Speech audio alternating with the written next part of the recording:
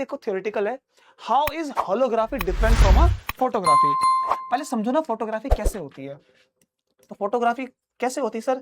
Mobile निकाला, camera open किया, click किया, हो गई photography.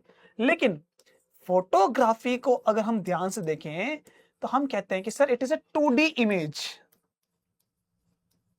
It is 2D image. और इस इमेज से हम अगर किसी की फोटो खींच लें तो हम ये नहीं बता सकते कि वो दूर है या पास है, यानी कि उसकी डेप्थ नहीं पता लगती। अगर हम उसको राइट से या लेफ्ट से देखें तो हो सकता है कि अगर पीछे जाके देखें इमेज को तो हमें कुछ दिखाई नहीं देगा। सामने से देखेंगे, हाँ दिख रहा है इमेज। इमेज दिख रहा मतलब कि एक फोटो लेकर देखना, ठीक है ना। उस फोटो को ऐसे रखना और पीछे से देखना तो आपको केवल उसका बैकग्राउंड दिखाई देगा, फोटो नहीं।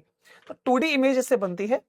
और नेक्स्ट इसमें हम, और जब फोटोग्राफी में ना, जब हम किसी की फोटो खींचते हैं तो वहां पर हमें इंटेंसिटी का पता लगता है, लाइट की इंटेंसिटी, यानी कि एम्पलीट्यूड ऑफ लाइट।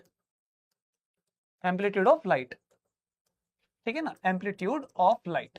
और इसमें होता क्या एक्शन है? होता है एक्शन कि अगर एक ऑब्जेक्ट है, जैसे ये, हम इसका जो लाइट कहीं से पड़ रही है, मान लो कि कोई भी ट्यूबलाइट से या सन से कहीं लाइट आती है, वो लाइट सीधा निकल के कैमरे के लेंस पे जाती है, फिर उसके थ्रू एक फिल्म पे पिक्चर बनती है। वो पिक्चर 2D होती है, तो यानी कि वो पिक्चर केवल फोकस करती है इंटेंसिटी ऑफ लाइट पर, तीसरा उसके कलर पर, बस। लेकिन जब हम होलोग्राफी में आते हैं, वो एक 3D इमेज बनाता है। कैसी इमेज बनाता है? 3D।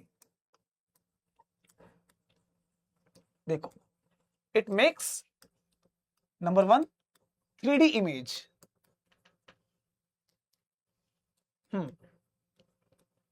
ठीक है ना। और ये इंटेंसिटी पे भी, कलर पे भी काम करता है, लेकिन साथ में इस बात पे भी काम करता है कि लेफ्ट से राइट से देखो तो इमेज हमें मूव करती हुई दिखाई देती है, जैसे कि कोई इंसान सामने खड़ा हो, टोनी स्टार्क जैसा ना, वो बनाता है ना मूवी में।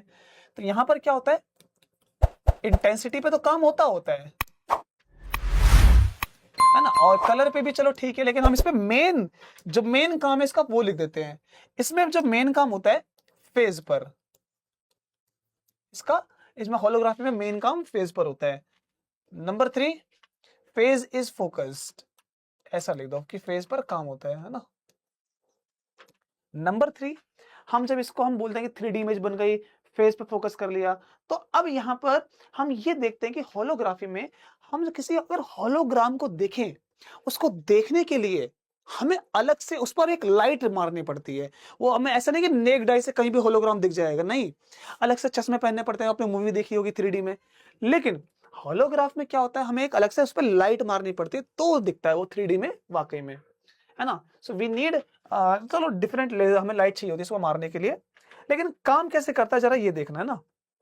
देखो, अब जिसकी प्रोसेस बता रहा हूं मैं, सो इसको आप लिख लेना कॉपी में, मैं जिस तरह से बताऊंगा वर्डिंग के साथ इंग्लिश में भी, तो उसको आप लिखते रहना, ठीक है। मैं समझाने के लिए हिंदी में भी बता दूंगा।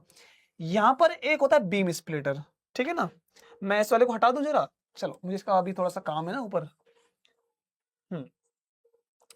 एक बीम स्प्लिटर होता है जो लाइट को दो हिस्सों में बांटेगा। एक एक और होता है, यहां पर हम उसको बोलते हैं रेफरेंस फ्रेम या रेफरेंस लाइट ऑब्जेक्ट। और एक हमारे पास होता है दूसरा, ये फिल्म के लिए। एक और यहां पर हम इसको यूज करते हैं इस तरह से। तो होता ये है कि अगर कोई लाइट जो यहां से आ रही है ना, वो लाइट को हम दो हिस्सों में बांट देते हैं। ये एक लाइट यहां जाती है, एक लाइट यहां जाती है। ये लाइट होती है रेफरेंस लाइट। Reference light. अब ऐसा क्यों करते हैं बताता हूं मैं। इसकी थर्ड प्रॉपर्टी यूज कर सकते हैं, we need interference pattern in this. Interference pattern, है ना। अब कैसे देखो, एक लाइट यहां जाती, एक लाइट यहां आती है, ऑब्जेक्ट लाइट बोलते हैं। ऑब्जेक्ट लाइट का क्या मतलब है समझाता हूं मैं।